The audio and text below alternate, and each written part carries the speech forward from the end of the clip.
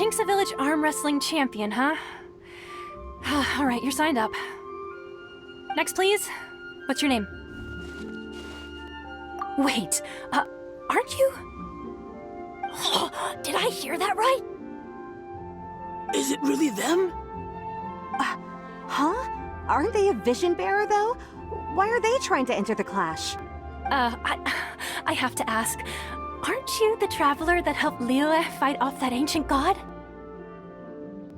Oh, it's really him! The one that spoke with Lady Kuching at the rite of parting. Oh, I wonder if I can get his autograph later. I trust you are aware that, only those without visions can enter the tournament? Really? But from what I've heard, the things you're capable of in combat are nothing short of extraordinary. You walk into the most dangerous situations imaginable, face off against all sorts of monsters, even the Fatui, and always come out on top. Yep, he still doesn't have a vision though. See for yourself. My apologies. I didn't mean to be rude. I'm sure a great hero like yourself would have no reason to lie. Now, could I ask you to provide a few claims to fame? It's just a formality for you, of course, but I have to make a record of competitors' achievements as part of the sign-up process. So far, I've got defeated the ancient god Osile, so that's one. Do you have any others?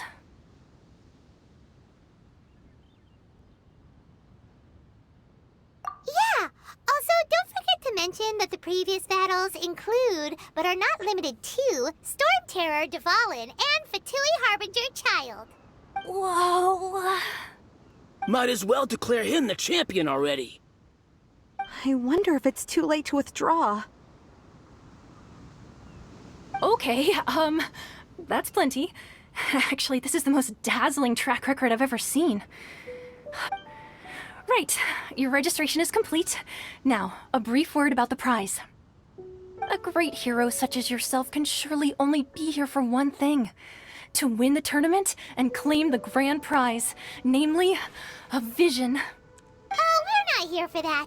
We're here because Captain Beidou promised to take us to Inazuma if we win the tournament. There's another prize, too? Oh, first I've heard of it. Beidou must have upped the stakes this time to attract top talent. But why would anyone want to go somewhere as dangerous as Inazuma? I see. So, I take it you discussed your terms with Beidou in advance, then?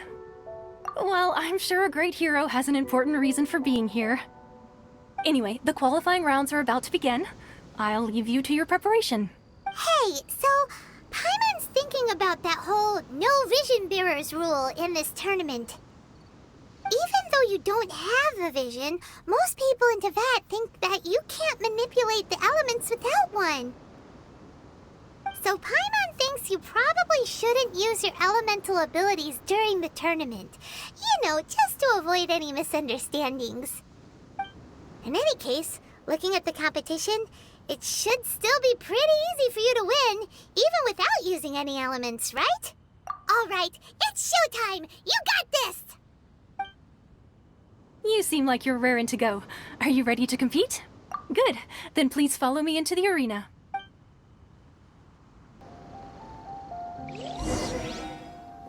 At last, the moment we've all been waiting for. The semifinals have begun. Who's it gonna be this time? The hero or the dark horse? I don't care about the prize. You're a strong opponent. That's what I'm here for. You're pretty good. The story begins with an old friend. He was once a good friend of mine. One day he asked me about a sword art of which he had heard, the Musono Hitotachi. I told him it can only be witnessed when divine punishment is administered.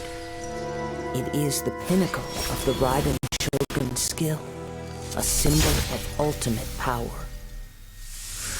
But he replied, there must be one who can withstand it. There will always be those who dare to brave the lightning's glow. Then, the Vision Hunt decree arrived. People's aspirations were stripped away, as the Raiden Shogun began to construct her ideal of eternity.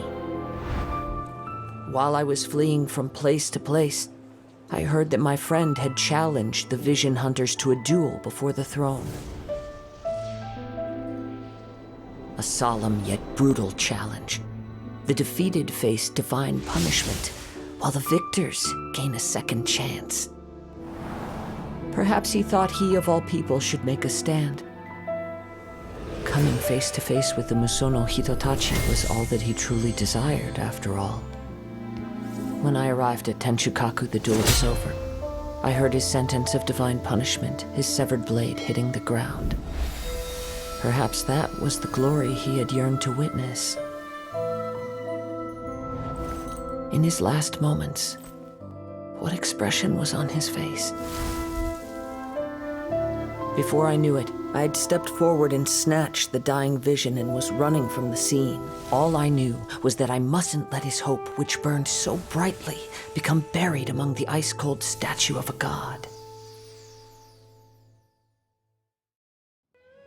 Perhaps one day, I may come to find that all I have done is meaningless. But as a wandering samurai, I find meaning in traveling and the sprawling beauty of nature that lies along the way. Kazuha! It's just another way of saying I do as I please. All right then, it's time we returned. Allow me to gather the wind for us once more.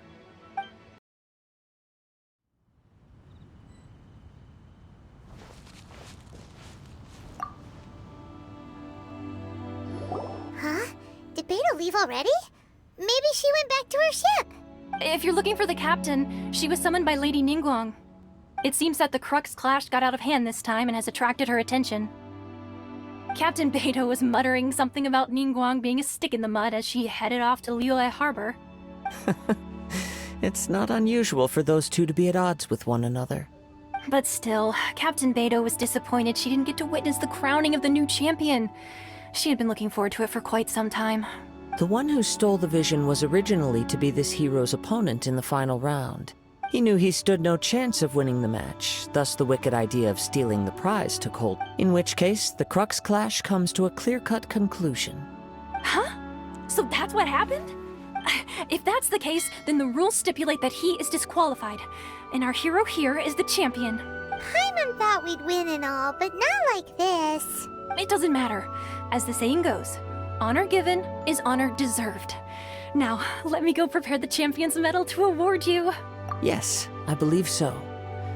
Though Captain Beidou is no longer present here, I'll be sure she receives word of it. But the voyage to Inazuma is a treacherous one. You will be plagued by a perpetual tempest the entire trip.